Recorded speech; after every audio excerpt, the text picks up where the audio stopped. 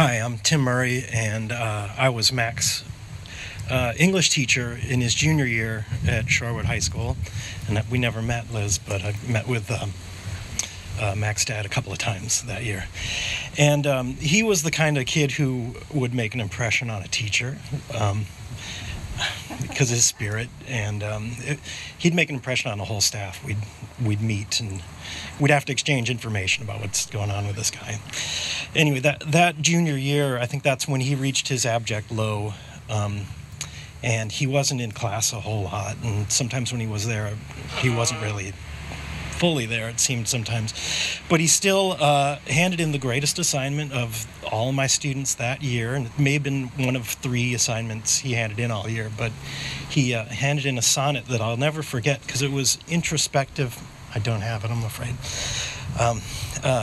But it was introspective, and it was honest, and it was probably a precursor to the inward looking that he did eventually in the last couple years of his life.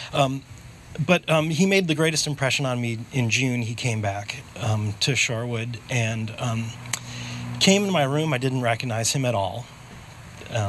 He's so handsome. I couldn't believe, I didn't know who it was. It was like, who are you? And then it dawned on me, and we went in my side office and chat for a little bit, and he told me about the trajectory of his, really his whole life. And then he said something to me. He said, I just wanted to apologize, and I didn't really care about apologies. I'm on the other side of the desk. That's what happens. But he said, thank you. I want to thank you for your patience, and I want to thank you for stuff you taught me.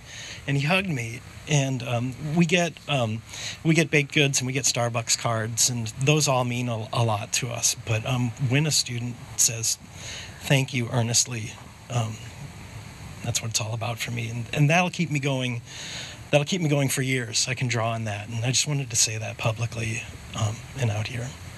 And I know you probably were dragged to more than a few conferences at schools, but we always knew he was a good boy and talented, and he turned into a really fine man. I'm sorry for your loss.